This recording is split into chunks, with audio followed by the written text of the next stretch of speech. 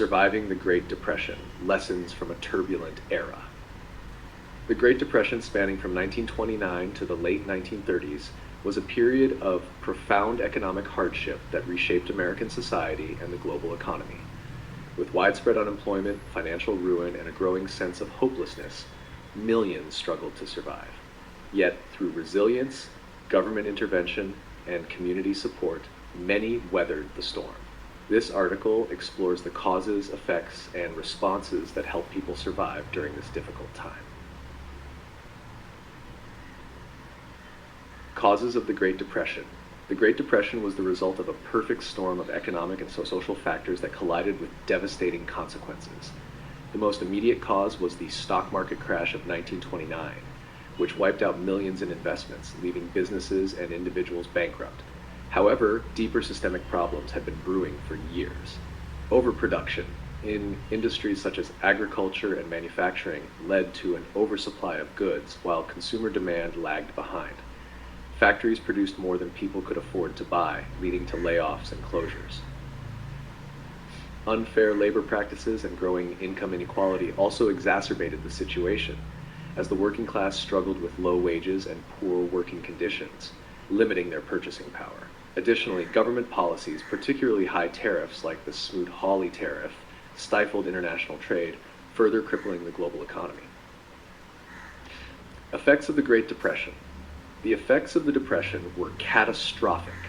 Massive unemployment hit every sector of the economy, with nearly 25% of the American workforce out of a job by 1933. With little or no income, millions lost their homes, leading to widespread homelessness. Shantytowns, known as Hoovervilles, sprang up around cities as displaced families sought shelter. Bank failures became common as people rushed to withdraw their savings, only to find their banks had collapsed. The failure of thousands of banks eroded confidence in the financial system, compounding the economic downturn. The sight of breadlines and soup kitchens became part of daily life, where people would wait for hours for basic necessities. For many, survival meant relying on charity or bartering for goods as the traditional economy seemed to break down. Government response, the New Deal. Initially, President Herbert Hoover believed the economy would naturally correct itself, relying on volunteerism and limited government intervention. His policies, however, were largely ineffective in reversing the economic decline. Hoover's cautious approach made him unpopular, and he was widely criticized for failing to grasp the severity of the crisis. In 1933, Franklin D. Roosevelt took office and introduced the New Deal, a sweeping series of reforms aimed at economic recovery. The Public Works Administration, PWA, and the Civilian Conservation Corps, CCC, were among the most notable programs, employing millions to build infrastructure from roads and bridges to parks and public buildings. The Works Progress Administration, WPA, provided jobs for artists, writers, and laborers, while the National Recovery Administration, NRA, set standards for wages, working hours, and conditions in an attempt to stabilize industry and labor relations. Roosevelt's New Deal was transformative, giving hope to a nation in despair. The Dust Bowl, an environmental catastrophe. While the economic depression ravaged the country, the Midwest faced an additional crisis, the Dust Bowl. Years of over-farming and drought led to wind erosion that stripped topsoil from farmland. This triggered massive dust storms, darkening the skies and making farming nearly impossible. Many crops were lost, and entire farms were abandoned as families fled westward in search of work and better living conditions.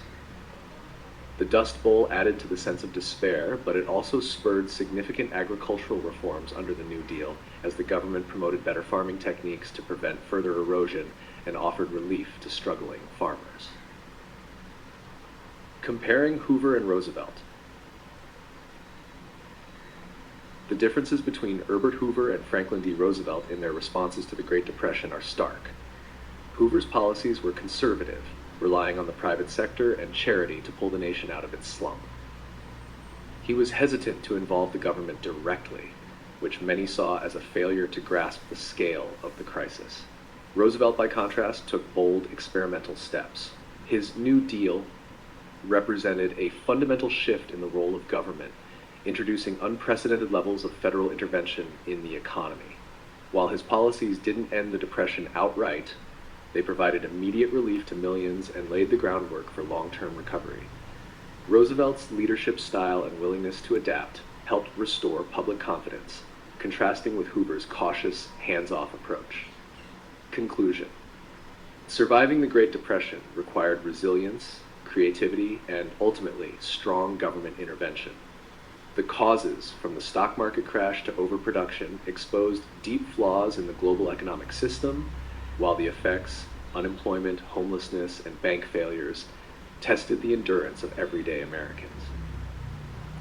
Roosevelt's New Deal, though not a complete solution, gave people hope and a sense of control over their future. Through community solidarity and the implementation of long-lasting reforms, America began to rise from the depths of the Depression, offering valuable lessons on perseverance and adaptation in the face of extreme adversity.